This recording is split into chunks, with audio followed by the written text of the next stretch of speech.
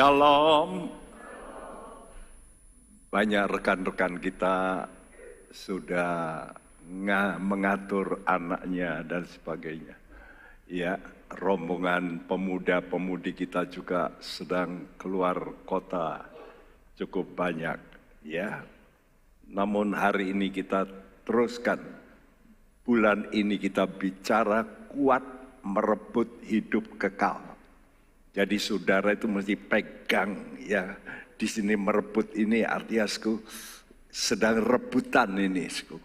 Hidup kekalmu mau direbut oleh iblis. Dan kau mesti kuat pegang erat. Karena itu 1 Timotius 6 ayat 12 berkata, bertandinglah dalam pertandingan iman yang benar dan rebutlah hidup yang kekal. Untuk itulah engkau telah dipanggil dan telah engkau ikrarkan ikrar yang benar di depan banyak saksi. Bertandinglah dalam pertandingan iman yang benar. Kenapa harus dikatakan iman yang benar? Karena banyak orang bertanding caranya nakal. Ya, sudah lihat ada orang bertanding tinju, sambil menggigit telinga lawannya, itu kan sudah salah. Tapi begitulah di dunia. Nah, kita mesti hati-hati dalam menjalankan iman kita. Jangan sampai kita keluar aturan Tuhan. Ya, kita mesti bertanding iman yang benar kata Tuhan. Dan kita mesti rebut hidup kekal. Kata Tuhan, untuk itulah engkau telah dipanggil. Kita dipanggil. Tapi belum tentu kita bisa selesai. Karena Tuhan kata apa? Banyak yang dipanggil, sedikit yang dipilih. Nah, kalau sudah mau masuk kelompok orang pilihan Tuhan, saudara mesti mengikrarkan ikrar yang benar di hadapan banyak saksi. Artinya engkau membuktikan hidup ini bukan hanya dengan Tuhan, tapi orang lain melihat benar tidak engkau menjalankan firman. Banyak orang merasa dia sudah menjadi anak Tuhan, tapi teman-teman yang lain berkata, wah nakal itu. Wah. Nah, orang yang dipilih oleh Tuhan itu ada kesaksian. Namun setelah kita dipanggil, dipilih, Tuhan kata engkau harus setia. Nah, setia inilah kita mesti pegang ini, hidup yang kekal ini. Ya, jadi jangan main-main, hidup kekal ini bisa direbut. Memang ada pelajaran, sekali kita percaya selamat, nggak mungkin kita tidak selamat. Namun kita membaca dalam surat Timotius nanti, berkali-kali Tuhan berkata hati-hati, hati-hati. Karena itu judul firman Tuhan hari ini adalah tolak kesesatan. Kenapa? Karena banyak orang mula-mula baik. Tapi setelah itu bisa drifting, bisa belok. Ini ternyata teman-teman kami sendiri. Di Indonesia, ya kami prihatin. Kenapa? Karena mengikuti sesuatu ajaran yang berbeda. Ya, 1 Timotius 4 ayat 1 dan 2 berkata, tetapi Roh dengan tegas mengatakan bahwa di waktu-waktu kemudian ada orang yang akan murtad, lalu mengikuti roh-roh penyesat dan ajaran setan-setan oleh tipu daya pendusta-pendusta yang hati nuraninya memakai cap mereka. Nah, ini pernyataan Tuhan. Kalau Tuhan kata, Roh dengan tegas menyatakan di waktu-waktu kemudian, artinya di hari-hari akhir. Kita ini berada di ujung hari akhir. Saya sudah berikan gambar-gambar master plan dari Tuhan, ya, timetable dari Tuhan. Kita mesti mengerti. Dan banyak orang tidak mengerti. Sepertinya dunia ini terus berlangsung seperti ini. Tidak, kita ini berada pada ujung. Kita ini pada lap terakhir. ya lingkaran terakhir kalau pertandingan itu. Ya, dan dikatakan ada orang yang akan murtad. Kalau sudah baca dalam bahasa Inggris katakan, some shall depart from the faith. Jelas, mereka jelas punya iman bukan? Tapi depart, artinya mengundurkan diri dari imannya. Ini kemauannya. Kenapa? Karena seducing spirit, karena dibujuk oleh roh-roh pendusta. Ya, kenapa bisa terbujuk? Saya garis bawahi merah dalam bahasa Inggris di situ. Bahasa Indonesia berkata oleh tipu daya pendusta, speaking lies in hypocrisy.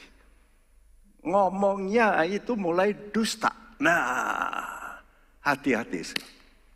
Begitu Anda ngomong dusta, iblis cengkram. Dan kau mulai terus digiring ke arah yang salah. Banyak orang berdusta karena uang. Fakta ini. Ini nyata. Hati-hati dengan namanya mamon. Ya, karena Tuhan berkata rival Tuhan pada akhir zaman bukan patung-patung. Patung-patung itu dalam satu negara tertentu. Kelompok tertentu. Tapi kalau mamon itu tembus kemana-mana. Bahkan orang bisa menjual negaranya. Sudah kehilangan namanya perasaan nasionalisme. Hilang. Apa yang bisa menerobos? Duit. Benar tidak? Semua di dunia ini sekarang dipengaruhi oleh satu ini. Mamon. Duit. Dan kita mesti hati-hati. Jangan sampai kita lalu bohong. Apa toh kata Tuhan gunanya kamu memperoleh seluruh dunia kalau jiwamu binasa, kalau engkau harus masuk neraka, apa gunanya? Setelah mati, semua engkau tinggalkan. Enggak ada barang sesuatu pun yang kau bawa. Enggak ada. Engkau punya mobil-mobil banyak, enggak ada yang dibawa. Semua ditinggalkan. Nah, ini kita mesti perhatikan dan Tuhan memberikan peringatan-peringatan dalam surat Tesalonika. Nanti sudah perhatikan, surat Tesalonika ini surat khusus. Baik 1 Tesalonika, 2 Tesalonika, setiap pasal mesti ada kata kedatangan Tuhan. Ini saya sudah selidiki. Ya, kalau Timotius tadi, setiap surat itu mesti ada namanya depart from faith, deny the faith, menyangkal iman, lalu mulai jatuh dalam iman. Itu Timotius. Kalau Tesalonika bicara tentang suasana kedatangan Tuhan pada hari-hari terakhir. Nanti akan muncul antikris. Nah, antikris ini jarang juga diceritakan. Ya, di gereja-gereja. Nah, kita mesti tahu. Karena Paulus berkali-kali berkata, awas, awas. Dan kita ini sekarang sudah berada di ujung dekat. Sebentar akan muncul orang itu. Kata Tuhan, the man of sin. Manusia pendosa. Pokoknya ngajak untuk durhaka. Ini antikris. Saudaraku, jangan main-main. Ini perkataan Tuhan pasti terjadi. Ya, karena itu kita mesti tahu waktu. Karena itu sudah lihat gambar ini, ada gambar itu apa itu? Itu adalah biasanya kalau untuk masak telur, orang pakai alat itu, ya, ada semacam pasir putih begitu. Lalu itu timing gitu ya, timer, lalu masuk, diputar begitu, nanti pokoknya itu 3 menit biasanya. Supaya kalau masak telur itu persis, jangan sampai terlalu matang. Ya, tapi jangan sampai juga masih mentah. Jadi persis, ya itu timernya. Tuhan juga mempunyai timer untuk kedatangannya. Coba kita baca 2 Tesalonika 2 ayat 9-12. Kedatangan si pendurhaka itu adalah pekerjaan iblis dan akan disertai rupa-rupa perbuatan ajaib, tanda-tanda, dan mujizat-mujizat palsu dengan rupa-rupa tipu daya jahat terhadap orang-orang yang harus binasa karena mereka tidak menerima dan mengasihi kebenaran yang dapat menyelamatkan mereka. Dan itulah sebabnya Allah mendatangkan kesesatan atas mereka yang menyebabkan mereka percaya akan dusta, supaya dihukum semua orang yang tidak percaya akan kebenaran dan yang suka kejahatan. Ya, Tuhan akan mengadakan ujian, testing. Ya, jadi kalau Tuhan mau datang nanti, setiap kali hidup saudara ini dites oleh Tuhan. Benar enggak kamu punya iman? Karena itu Tuhan izinkan sampai sekarang iblis tetap bekerja walaupun sudah dikalahkan di atas salib. Ya, saudaraku, kuasanya sudah dipatahkan tapi belum dieksekusi. Iblis itu belum dieksekusi. Sama seperti orang-orang yang melakukan kejahatan. Sudah divonis hukuman mati. Tapi tunggu kadang-kadang eksekusinya. Benar enggak? Kenapa Tuhan izinkan iblis masih bekerja? Untuk menggoda kita. Untuk apa? Allah ingin tahu, kamu ini mau tetap pegang tidak kebenaran. Ini Tuhan izinkan penggoda-penggoda. Supaya Tuhan mau tahu kamu tertarik sama penggoda oleh karena duniawi, hal-hal materi, atau engkau tetap pegang janji Tuhan tentang hidup kekal. Nah, Tuhan mau tahu hati saudara. Karena itu, saudaraku, apa yang nanti akan dihukum? Siapa, saudaraku? Di bawah dikatakan tidak percaya. Itu yang penting. Pertama, saudaraku, tidak percaya kebenaran. Oleh karena tidak percaya kebenaran, di atas saya tulis merah itu, tidak menerima kebenaran. Oleh karena tidak menerima kebenaran, tidak mencintai kebenaran. Perhatikan, tidak percaya, tidak menerima, tidak mengasihi. Kalau saudara mulai suami istri sudah tidak percaya, lalu tidak bisa menerima kepribadiannya seutuhnya. Betul enggak? Nah, kalau sudah tidak menerima, lalu apa? Tidak mengasihi. Nah, itu caranya iblis. Ya, untuk saudara tidak percaya kebenaran. Salah satu kebenaran, kedatangan Tuhan. Dan banyak orang Kristen bahkan tidak mengerti tentang kedatangan Tuhan. Bahkan teman saya sendiri yang dulunya dari kecil sudah di gereja yang baik loh.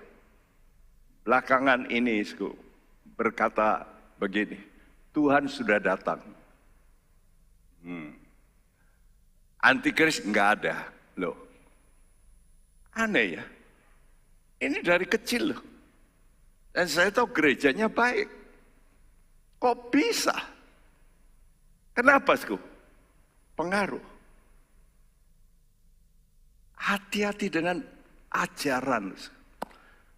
Karena itu sekarang ini saudara boleh melihat YouTube begitu banyak.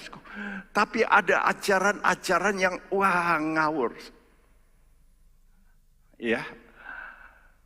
Ajaran-ajaran yang bertentangan dengan firman Tuhan. Nah, ya pertanyaan saya tekankan di bawah, apakah Anda mengasihi kebenaran? Ya, apakah engkau mencintai yang benar? Apa enggak? Do you love the truth or not? Ini loh yang paling penting. Kamu ini cinta benar apa enggak? Kalau nggak cinta benar, lihat, sedikit nggak benar, engkau akan dimasuki iblis. Dan digiring terus, makin lama makin nggak benar. Ya, jadi tujuan khotbah ini saudara mesti menang dari kepalsuan. Sekarang ini banyak yang fake ya, banyak yang palsu. Apa saja dipalsu, vitamin aja dipalsu. Waduh, ya bahaya. Makanan dipalsu, telur aja dipalsu, betul nggak? Telur loh, telur aja dipalsu, beras dipalsu, susu dipalsu. Wah, kebangetan. Sampai pemerintah Tiongkok waktu itu begitu banyak bayi-bayi itu sakit. Sampai beli susu kemana? Mereka meluru ke Hong Kong. Karena mereka beli banyak yang palsu. Anak mereka sakit. Coba bayangkan. Ujung-ujungnya apa? Duit. Kasep begitu itu, orang begini mestinya dihukum mati, betul nggak? Gimana dia menjual produk makanan bayi? Saya tahu itu dari mana? Dari kardus. Makanan bayi dari kardus. Loh, kardus bisa dimakan? Bisa. Karena itu organik juga. Wah, tapi jamnya. Makanya pemerintah Tiongkok sekarang keras. Bukan main. Wow, saudaraku, kita mesti menang atas kepalsuan. Ya, ingat, dalam hidup saudara, saudara ini kadang-kadang dipengaruhi oleh roh. Ada roh pendusta, ada roh kebenaran. Ya, the spirit of error terus. Tapi ada spirit of truth. Ya, jadi saudara jangan pikir, oh saya nggak mau. Ada kuasa, spirit. Sekarang lah, saya nggak mau terpengaruh. Banyak orang terpengaruh sekarang dengan gadget ini, ya berubah. Kenapa sih? Karena gadget itu juga pakai namanya sinyal. Gelombang. Nah itu sama dengan spirit, begitu. Pekerjaan roh Tuhan itu spirit, tembus. Ya, manusia itu seperti ini loh, catur itu loh, sudah dipermainkan. Nah, saudara mau dipegang oleh siapa? Oleh Tuhan, tangan Tuhan, atau tangan iblis? Iblis itu jelas si pembohong, pendusta. Tuhan berkata, aku adalah jalan kebenaran. Jadi Anda mesti dipegang oleh Tuhan. Kalau sudah tidak mau, sudah akan dipegang oleh roh dusta ini. Makanya belakang ini ternyata makin lama makin banyak roh pendusta. Dulu dusta itu hanya waktu tertentu, artinya dibuat lelucon. Namanya April Mop. Saya masih ingat tanggal 5 kalau nggak salah, 5 April. Itu boleh bujuk, boleh bohong. Ya, habis dibohongi. Lah, kan April Mop. Oh iya ya, aku dibohongi. Ya, dulu saya kecil juga begitu lingkungannya.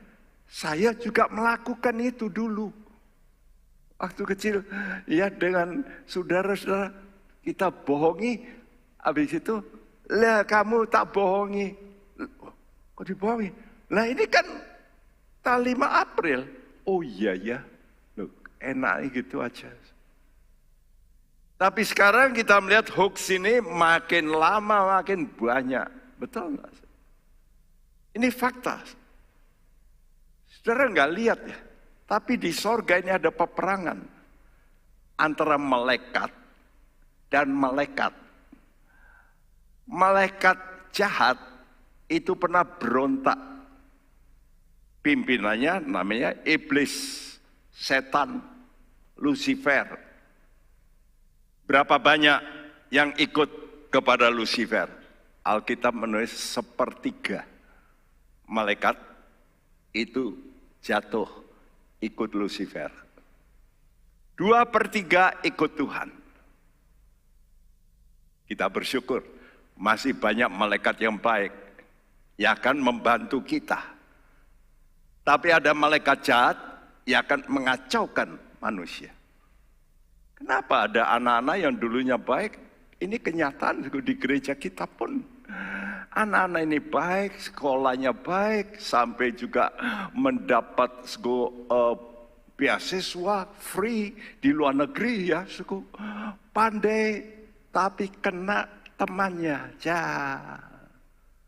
Nah mulai dipengaruhi, ya karena punya duit, dihabisin. Aduh, fakta ini loh. Anak ini baik ke gereja, tapi waktu di luar negeri sudah kurang mau datang kepada Tuhan, cari kebenaran, cari apa? Cari kesenangan. Nah, kena dia. Nah, Tuhan memberitahu dalam Wahyu 12 ayat 7 berkata seperti ini. Maka timbullah peperangan di sorga. Mikael dan malaikat-malaikatnya berperang melawan naga itu, dan naga itu dibantu oleh malaikat-malaikatnya. Jadi sudah nggak melihat ya. Tapi ini perkataan Tuhan. Jadi di udara ini ada peperangan. Peperangan antar malaikat. Ya, malaikat jahat dengan malaikat baik. Malaikat pengikut iblis yang disebut roh jahat. Karena itu saudara, roh-roh jahat itu berkeliaran di mana-mana. Mau coba? Boleh. Datang aja ke Lawang Sewu. Datang aja ke kuburan. Kalau sudah tidak merasakan sesuatu. Ya, saudara. Nah, tapi tambah lama tambah dahsyat. Dan iblis nanti caranya ini pakai mayoritas. Makanya hukum di dunia berubah. Dulu begini, sekarang begitu. Dulu pernikahan ini mesti begini, sekarang pernikahan boleh macam-macam. Dulu yang kita kenal cuma laki dan perempuan, betul nggak? Sekarang enggak. Makanya hati-hati kalau di luar negeri, saudara ke toilet, nanti jenis lain masuk. Karena di situ ada toilet yang khusus untuk yang namanya 2 jenis. Boleh. Ya. Wah, ini dunia ini fakta, ini sudah fakta. Makin lama makin nyata. Yang enggak benar itu dibenarkan. Ya. Nah, yang paling menakutkan itu adalah banjir dusta. Dan iblis memakai itu. Dalam gambaran Wahyu 12 ayat 15 dikatakan perempuan itu gambaran yaitu sistem agama yang palsu. Ya, itu akan dihanyutkan. Oleh siapa? Oleh naga. Naga itu iblis. Jadi kalau sudah baca kitab Wahyu seringkali, apa ini ya kok perangnya seperti perang apa ini? Tapi itulah, sudah mesti mengerti Alkitab. Kalau Tuhan berkata naga, itu iblis. Karena itu saya minta saudara-saudara yang punya gambar-gambar naga, ya disingkirkan aja dah. Lihat tempat-tempat, ya. Kuil-kuil tertentu, kan mesti ada naga, ada ular. Nah itu jelas dari dulu setan itu memasuki siapa? Ular. Dalam Wahyu 12 diterangkan naga itu setan, gambarnya setan. Karena itu terjadi peperangan dan iblis akan memakai manusia yang banyak untuk membanjiri. Dan itu digambarkan seperti naga itu yang inset itu saya beri gambar ke inset itu naga itu menyemburkan air. Makanya disebut dalam bahasa Tionghoa orang berkata, Hai Leong Ong. Hai itu laut, Leong itu naga, Ong itu raja. Jadi raja laut, apa naga. Laut itu gambaran manusia. Itu juga ditulis dalam Wahyu pasal 17. Jadi kalau sudah baca Alkitab mengerti. Oh, laut itu gambaran manusia. Jadi nanti si iblis ini mau memakai manusia banyak. Untuk apa? Untuk mengalahkan hukum yang benar. Dan inilah yang disebut demokrasi. Demos kratos. Demos artinya rakyat, kratos kuasa. Kuasa ada di tangan rakyat. Jadi kalau rakyatnya setuju semua begitu, ya terjadi. Hukum bisa berubah, yes. Semua mau begitu kok. Makanya sekarang kita melihat perubahan demi perubahan cepat di dunia ini. Di mana-mana sudah melihat sendiri. Ya, Perdana Menteri di luar negeri itu, begitu muncul suami istri, bukan laki dan perempuan, bukan. Ini sudah terjadi loh, masa enggak melek saudara? Enggak melihat keadaan itu. Nah Tuhan mengirim malaikat-malaikatnya membantu umatnya. Supaya kita ini bisa menang dari peperangan melawan roh-roh penyesat. Kepada siapa Tuhan beri bantuan? Kepada orang yang mengasihi kebenaran. Kalau orang yang tidak mengasihi kebenaran, Tuhan kata, saya tidak mau bantu. Tapi kalau engkau cinta kebenaran, kenapa cinta kebenaran? Karena punya roh takut akan Tuhan. Karena itu saya tahu tugas saya sebagai pendeta itu ingin memasukkan roh takut akan Tuhan ini dalam hidup jemaat. Kalau Anda sudah punya roh takut akan Tuhan, beres. Saya tidak khawatir, sudah tertipu. Karena sudah ngerti, wah Tuhan ini kalau marah, menakutkan. Kalau menghukum, menakutkan. Betul nggak? Kalau di dunia hukuman paling tinggi apa? Mati seumur hidup, betul? Seumur hidup. Kalau sudah mati, nggak bisa dihukum. Tapi Tuhan lain. Tuhan akan menghukum apa? Selama-lamanya.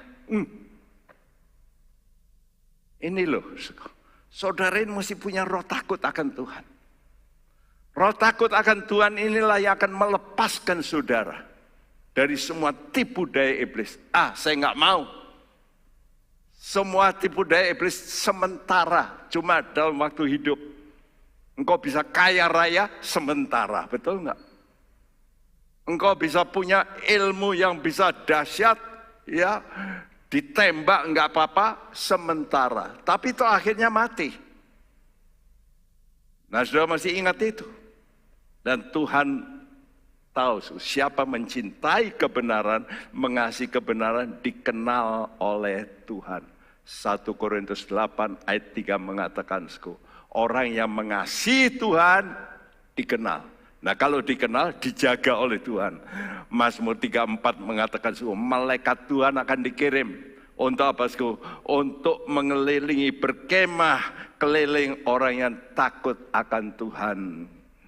Dan 2 Tawarin 16 ayat 9a berkata, mata Tuhan itu seperti radar. Dia ini menjelajah untuk melimpahkan kekuatannya kepada siapa? Kepada orang yang sungguh-sungguh mencari Tuhan. Ini tergantung Anda, saudara mau sungguh-sungguh cari Tuhan apa enggak? Atau ya ikut anut biong saja. Wah, kita mesti hati-hati mendengarkan khotbah. Khotbah ini khotbah benar, alkitabiah, atau hanya untuk memotivasi. Memotivasi orang untuk apa? Untuk korban duit. Wow. Ini bahayanya. Dan orang senang dimotivasi. Ya, karena itu kita mesti kembali ke Alkitab. Karena itu kita mau belajar dari kehidupan seorang yang bernama Nathanael.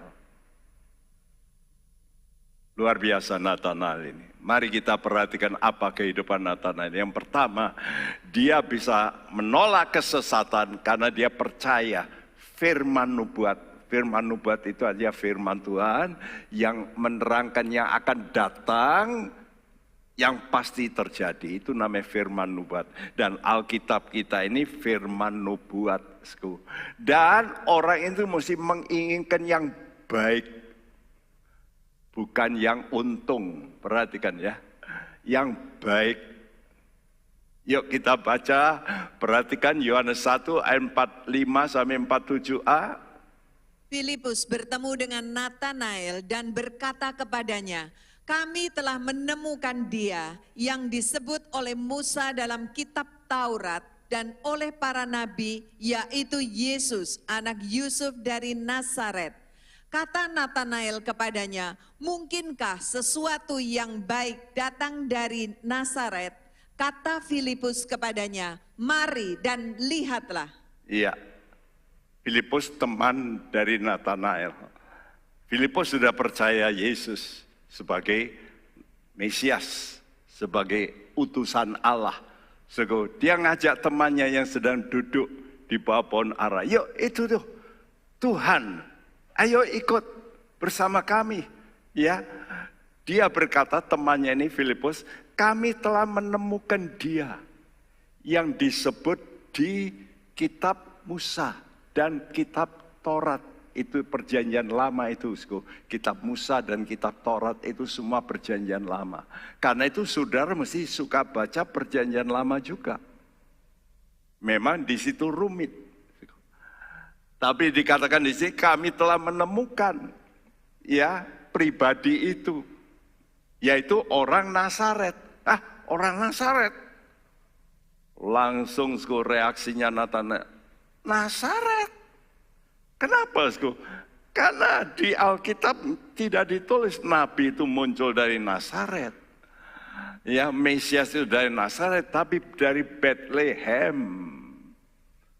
Tapi Yesus itu disebut orang Nazaret. Kenapa? Yesus memang lahir di Bethlehem, tapi dia besarnya di Nazaret. Karena itu disebut orang Nazaret. Nah inilah yang membingungkan orang Yahudi. Sehingga mereka menolak Yesus. Tapi sekarang yang penting bagi Nathanael bukan soal tempatnya. Dia pentingkan apakah dari Yesus yang bisa muncul sesuatu yang baik. Ukurannya itu baik apa tidak begitu. Jadi bukan soal ya sejarah ini dan itu, tapi baik apa enggak outputnya. Jadi Nathanael tidak mempersoalkan Yesus itu orang Nazaret. Ya, tapi dia mempersoalkan begini loh. Yesus itu mendatangkan kebaikan enggak? Nah kalau baik kenapa enggak mau diikuti? Yang kedua, Yesus itu benar enggak menggenapi apa yang ditulis oleh Musa dan oleh nabi-nabi perjanjian lama. Kalau betul, kenapa tidak mau diterima? Dan memang, perjanjian lama dalam Ulangan 18 ayat 15, Musa ngomong, nanti muncul seorang dari antara kamu. Jadi jelas dari keturunan orang Yahudi. Itu pasti. Karena itu dalam Yohanes 4 ayat 22, Tuhan Yesus sendiri ngomong bahwa keselamatan itu datang dari orang Yahudi. Tuhan pakai satu bangsa yang namanya Yahudi. Karena itu bangsa ini khusus. Sudah lihat aja sekarang. Siapa yang mendapat Nobel yang paling banyak di dunia? Orang Yahudi. Siapa orang paling kaya di dunia? Orang Yahudi. Sudah tahu, semua negara di dunia ini nggak ada negara yang nggak pinjam. Semua. Termasuk China. Pinjam sama siapa? Ya sama orang ini Yahudi. China itu loh, masih pinjam. Saudara masih tahu ini. Ada kelompok elit di dunia ini. Ya. Nah, saudara, Tuhan berkata Mesias itu orang Yahudi dan ini digenapi oleh Yesus. Saudara tahu, nubuat tentang Yesus itu ada 300 lebih. Contoh ya, saya misalnya. Saya ini coba cari di dunia namanya Timotius Subekti yang pendeta. Itu aja dah. Apalagi ditambah Semarang. Coba cari di seluruh dunia, ada enggak nama Timotius Subekti? Di tempat lain. Enggak ada toh. Kalau Timotius banyak teman saya. Yang pendeta banyak. Timotius ini. Tapi kalau saya ditambah Subekti saja sudah hilang. Apalagi di Semarang. Wah sudah enggak ada. Itu baru ya pendeta Timotius Subekti Semarang. Banyak, baru 4. Enggak ada di dunia, enggak ada. Karena itu kalau saudara punya nama 4, ya misalnya Angelina, ya lalu Deviana, lalu pokoknya 4 kata, cari di dunia, enggak ada. Ini namanya hukum probabilitas. Sekarang ada enggak orang lahir tanpa bapak? Ada enggak? Cari di dunia. Ada? Enggak ada. Yesus dikatakan keturunan Raja Daud. Dan itu dituliskan sudah ratusan tahun sebelumnya. Dan betul, Yesus keturunan Daud. Semacam itu sampai 300 lebih. Itu seumpama begini loh. Kalau sudah punya koin ya. Koin ini perak gitu ya. Lalu ditebarkan di dunia. Ditebarkan seluruh dunia dipenuhi koin perak. Dalamnya 2 inci ya. 5 senti gitu. Coba cari, cuma ada 1 koin yang ada tulisannya Yesus. Bisa enggak? Di dunia ini dipenuhi oleh banyak koin sedalam ya 2 inci, 5 sentimeter. Coba sudah ambil, persis. Bisa? Enggak mungkin bukan? Yesus itu menggenapi 300-an lebih nubuat. Dia lahir di Bethlehem, dia lahir dari seorang gadis. Ya, dia keturunan Daud, dia nanti disalibkan di antara penjahat dan sebagainya. Sampai 300 lebih. Karena itu saudara mesti percaya, siapa itu Yesus? Yesus berkata begini, Yohanes 14, ini dia ngomong sendiri, ayat 10 dan 11. Tidak percayakah engkau bahwa aku di dalam Bapa dan Bapa di dalam aku? Apa yang aku katakan kepadamu tidak aku katakan dari diriku sendiri, tetapi Bapa yang diam di dalam aku. Dialah yang melakukan pekerjaannya. Percayalah kepadaku bahwa aku di dalam Bapa dan Bapa di dalam aku. Atau setidak-tidaknya percayalah karena pekerjaan-pekerjaan itu sendiri. Iya, Tuhan kata kepada orang Yahudi, kamu percaya enggak aku ini adalah Allah begitu. Cuma dia ngomongnya seperti ini. Aku dalam Bapa, Bapa dalam aku. Aku ini mediator. Ya, jadi mediator yang benar itu mesti begitu. Antara Allah dan manusia. Karena itu Yesus itu Allah tapi juga manusia. Contohnya kalau saudara ada burung, saudara mau tolong dia sakit, dia itu bebas, saudara pegang mau enggak? Dia pergi. Enggak mau. Tapi coba saudara berubah jadi burung. Saudara cut. Oh, gitu toh. Nah, dia mau mendekat. Oh, mau disembuhkan. Nah, Allah itu menjadi manusia. Karena itu Tuhan kata, aku dalam Bapa, Bapa dalam aku. Aku ini mediator. Aku ini imam besar untuk membebaskan kamu dari dosa. Dan kalau kamu tidak percaya ini, oke lah. Tapi percayalah, aku ini melakukan pekerjaan-pekerjaan yang ajaib.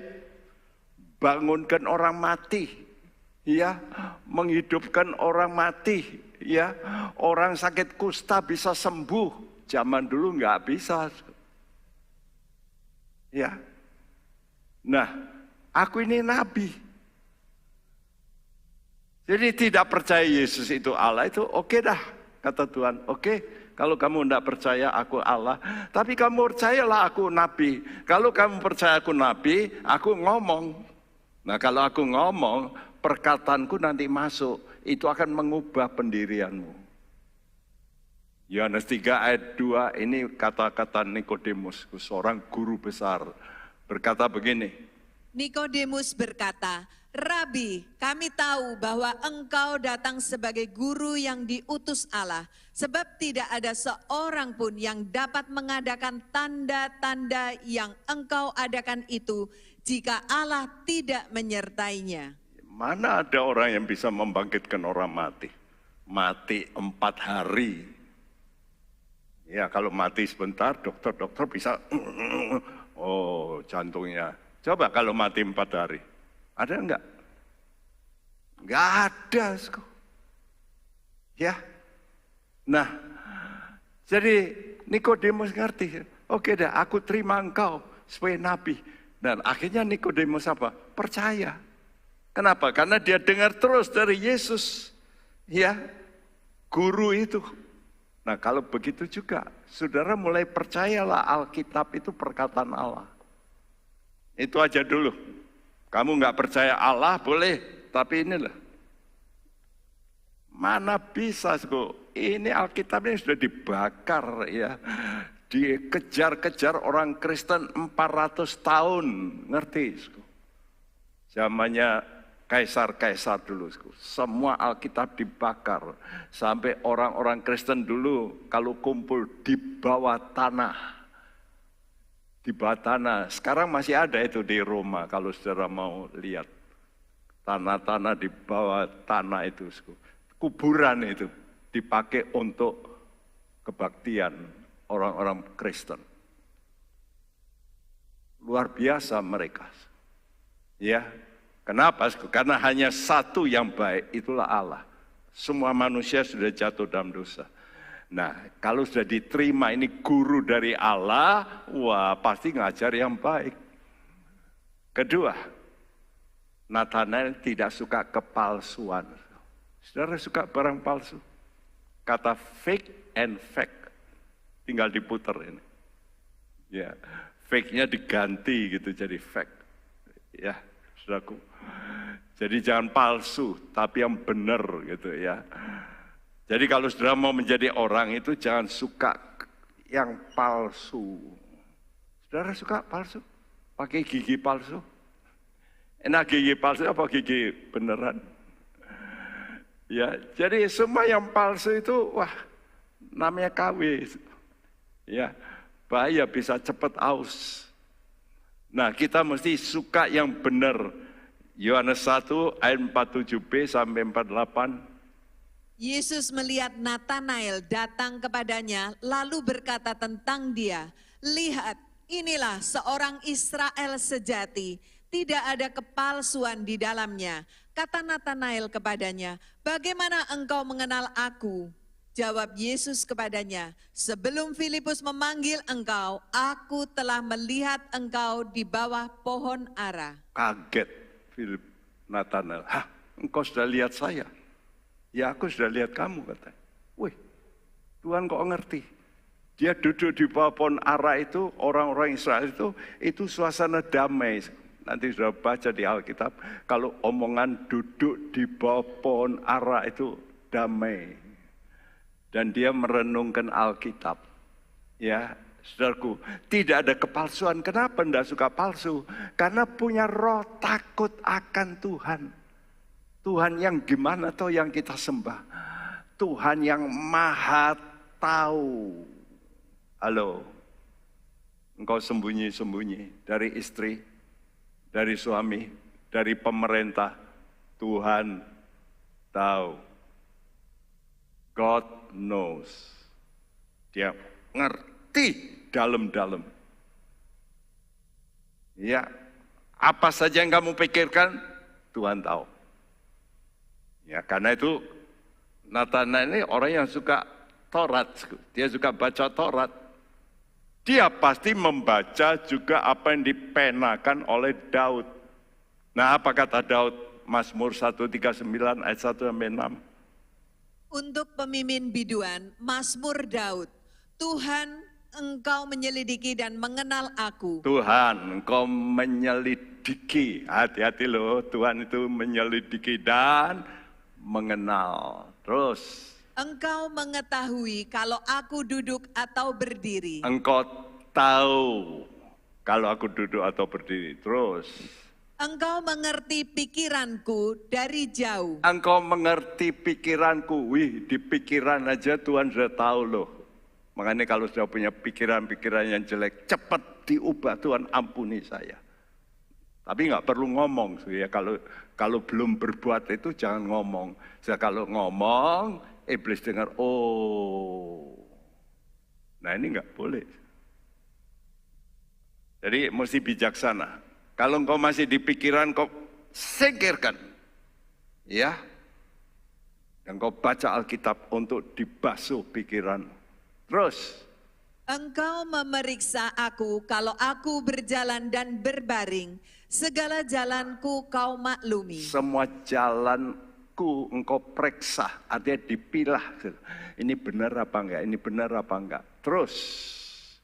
Sebab sebelum lidahku mengeluarkan perkataan, sesungguhnya semuanya telah kau ketahui ya Tuhan. Semuanya telah kau ketahui. Sebelum kamu ngomong, Tuhan tahu motivasimu. Tuhan tahu. Dia ngerti. Terus. Dari belakang dan dari depan engkau mengurung aku, dan engkau menaruh tanganmu ke atasku. Terlalu ajaib bagiku pengetahuan itu, terlalu tinggi. Tidak sanggup aku mencapainya. Iya. Jadi bagaimana Tuhan itu bisa ngerti?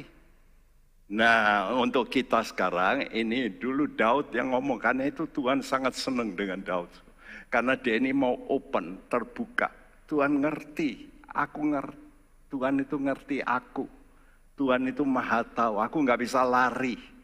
Ya, karena itu dia itu Tuhan yang maha tahu. Tapi dia juga Tuhan yang maha hadir. Ya. Karena itu sekarang Tuhan memberikan kita Alkitab. Untuk apa? Supaya kalau sudah baca itu bisa kena. Makanya kalau saudara mau suka kontrol hati, betul nggak? Saudara kan perlu check up ya ke dokter. Ini sakit apa ini? Kok nggak enak rasanya? Nah, saudara check up ke dokter. Nah, sekarang saudara suka check up hatimu dengan Tuhan. Lewat apa? Lewat Alkitab. Coba dibacakan Ibrani 4 ayat 12-13. Sebab firman Allah hidup dan kuat dan lebih tajam daripada pedang bermata dua manapun.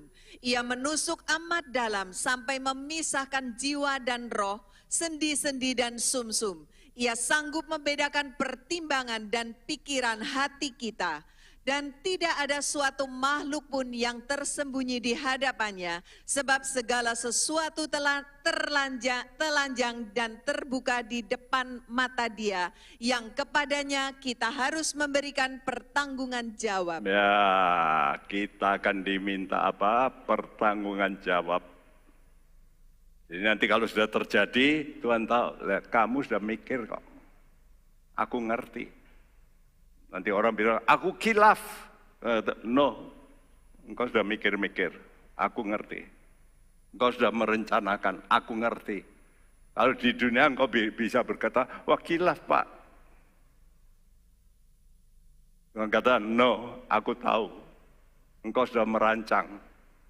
Ya, aku ngerti. Nah, saudaraku, karena itu saudara mesti seperti Nathanael untuk menghilangkan, menolak kesesatan. Saudara mesti punya pengakuan di mulutmu dan penglihatan siapa toh Tuhan itu. Ya, pengakuan dan penglihatan. Ya, jadi seorang dapat sesat kalau tidak mau tunduk pada yang benar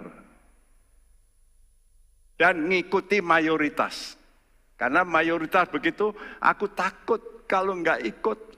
Wah, Yohanes 1 ayat 49 sampai 51.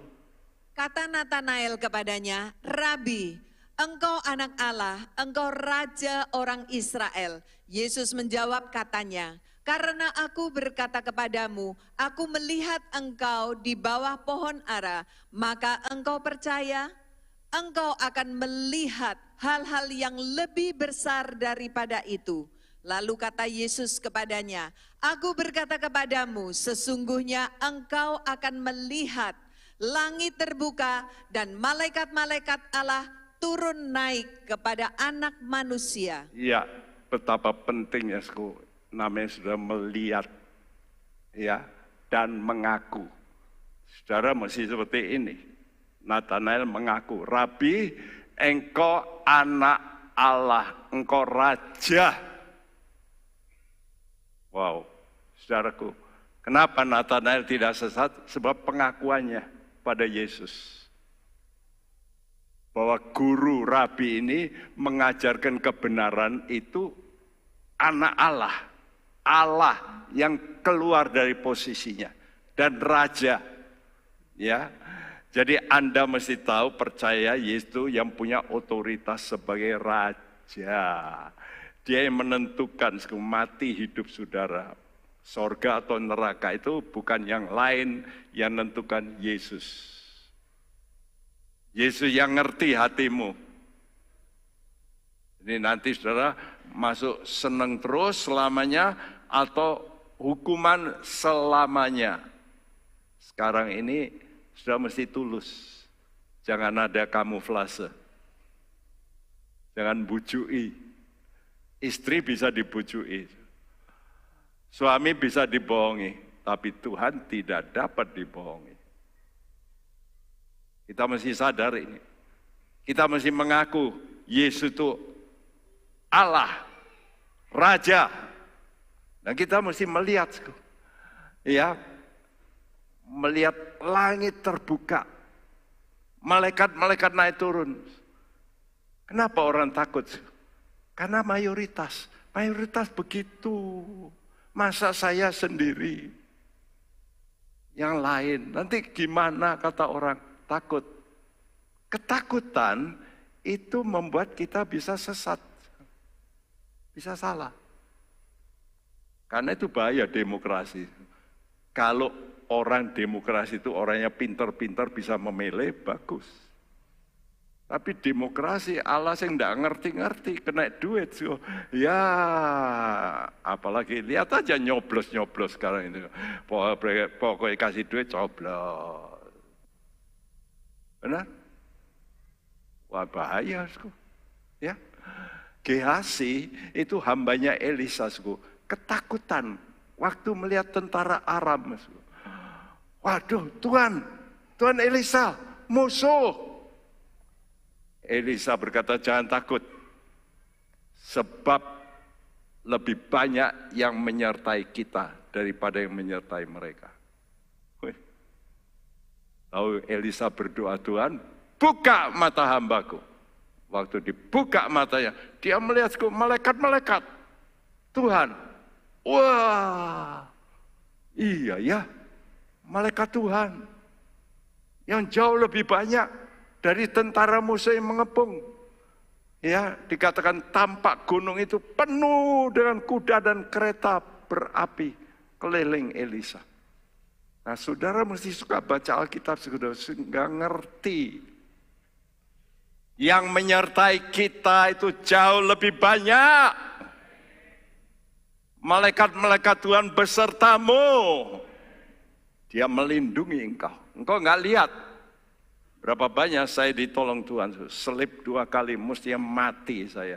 Tapi kenapa istri saya kok bisa ditolong? Waktu dia melemparkan tubuhnya ke lantai di sini ini loh, paving, nggak ada benjutnya, nggak ada hitamnya, nggak ada.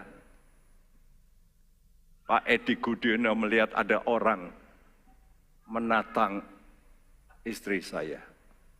Siapa lagi kalau bukan malaikat Tuhan? Karena itu saudara mesti mempunyai penglihatan. Aku berkata padamu, sesungguhnya engkau akan melihat langit terbuka dan malaikat-malaikat Allah turun naik atas anak manusia. Tuhan semesta alam, the Lord of hosts. Dia itu Tuhan yang punya pasukan malaikat. Karena itu mari kita mau pegang perjanjian Tuhan. Kita mau berkata, Tuhan, janjimu ya dan amin. Aku percaya perkataanmu itu yang benar. Apa yang aku lihat belum tentu benar, ya. Karena itu membuat kita takut. Mari singkirkan semua ketakutan. Kita percaya ada Tuhan yang jauh lebih besar. Ada malaikat-malaikat yang menyertai engkau. Pegang perjanjian Tuhan, pegang perjanjian Tuhan. Janji Tuhan itu seperti jangkar hidup. Waktu engkau mengalami goncangan hidup, ada janji Tuhan yang kau pegang dan itu dahsyat. Ya.